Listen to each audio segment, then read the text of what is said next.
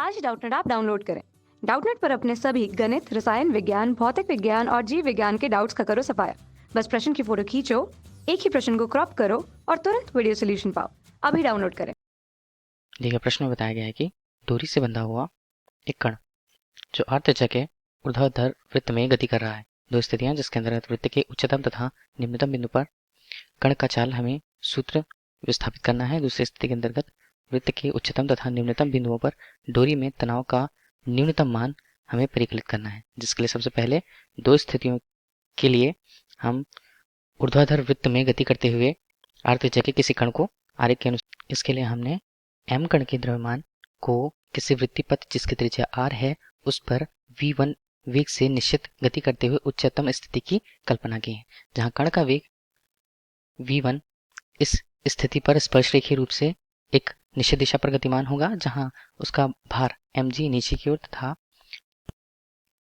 तनाव का मान उस रस्सी पर, जहां रस्सी को हमने इस स्थिति पर बताया हुआ है, रस्सी पर लगने वाले तनाव का मान T1 प्रदर्शित है। यदि हम इस स्थिति पर देखें उच्चतम स्थिति के अंतर्गत, तब दोनों ही बल जो भार हैं तथा तनाव वो नीचे की ओर कार्य करते हैं, जबकि जहां हम T1 तनाव तथा mg जिनमें दोनों की दिशा नीचे की ओर है, ऊर्ध्वाधर नीचे की ओर। और एक और स्थिति जब कण को इस वृत्तीय पथ पर गतिमान बनाए रखने के लिए एक आवश्यक अभिकेंद्र बल को हम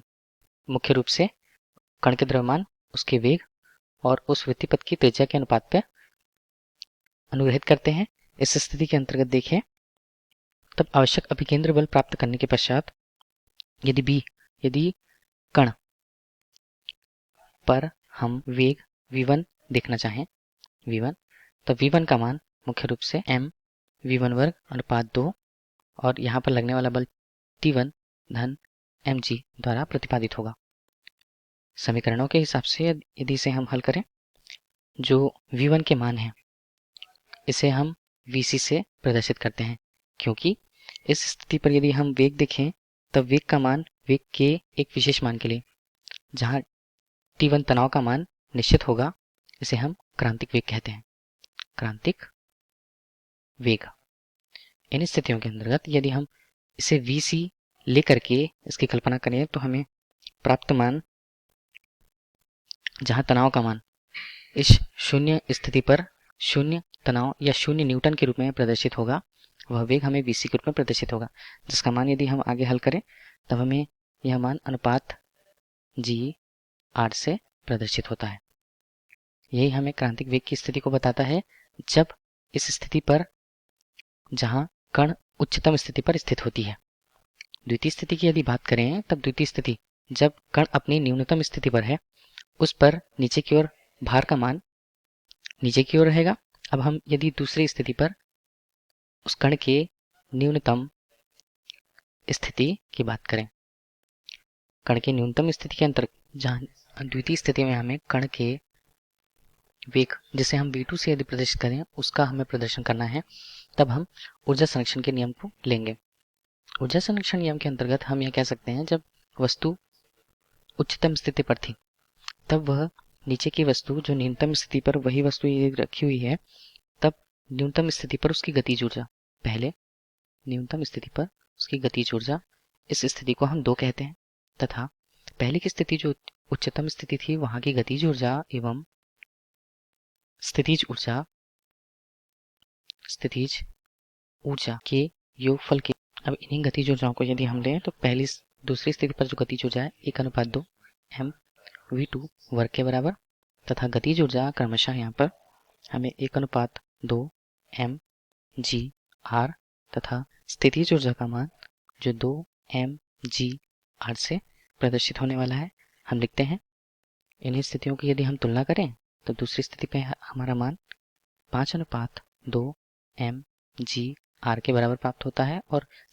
गतिज ऊर्जा जो पहली स्थिति पर है 1:2 m v वर्ग के बराबर हमें प्राप्त होता है। इन स्थितियों के अंतर्गत यदि हम v2 के वर्ग के मान को देखें तब यह हमारे पास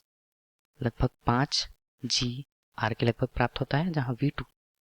का मान हमें उस स्थिति पर वर्गमूल 5 g r से व्यक्त होता है। इस प्रकार हमने उच्चतम तथा न्यूनतम स्थिति पर क्रमशः वेगों के मान ज्ञात कर लिए हैं। प्रश्नानुसार यह समीकरण 2 होगा तथा यह प्राप्त मान समीकरण 1 के लिए होगा। प्रश्न की दूसरी स्थिति में हमें उच्चतम तथा न्यूनतम स्थिति पर लगने वाले तनाव की गणना करनी है, जहां उसे बी स्थिति के अंतर्गत तनाव की गणना क्रमशः एक उच्चतम स्थिति पर और एक न्यूनतम स्थिति पर, उच्चतम एवं न्यूनतम स्थिति पर करना है। देख सकते हैं कि उच्चतम बिंदु पर जहां तनाव का मान T1 शून्य हमें प्राप्त था, न्यूनतम स्थिति के लिए यदि तनाव की गणना जिसे T2 से यदि प्रदर्शित करते हैं, तब दिए गए चित्र अनुसार हम देखते हैं कि भार जो है नीचे की ओर है तथा T2 का मान ऊपर की ओर है। तब इस प्रकार किसी वृत्ति पथ पे परिणामी तनाव का मान या परिणामी बल का मान न्यूनतम स्थिति पर T2 ऋण mg होगा, जो इस स्थिति पर उस कण को वृत्ति पथ में बनाए रखने के लिए आवश्यक अभिकेंद्र बल प्रदान करेगा। इस स्थिति को हम उसके अभिकेंद्र बल की सहायता से mv वर्ग अनुपात r से प्रदर्शित कर सकते हैं, जहां T2 के मान को यदि हम देखें तब T2 का मान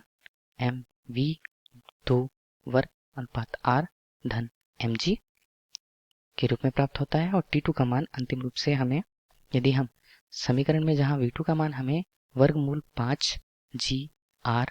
5gr दिया हुआ है, इसे हम इस स्थिति पर रखते हैं, तब T2 के मान अंतिम रूप से हमें mg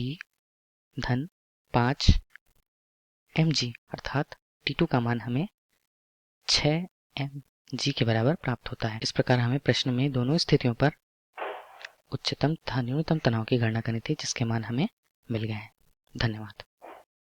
कक्षा 6वीं से 12वीं से लेकर नीट, IIT, JEE वो एडवांस के लेवल तक 1 करोड़ से ज्यादा छात्रों का भरोसा। आज ही डाउनलोड करें डाउटनेट ऐप या व्हाट्सएप करें अपने सारे डाउट्स 8400 400 400 पर।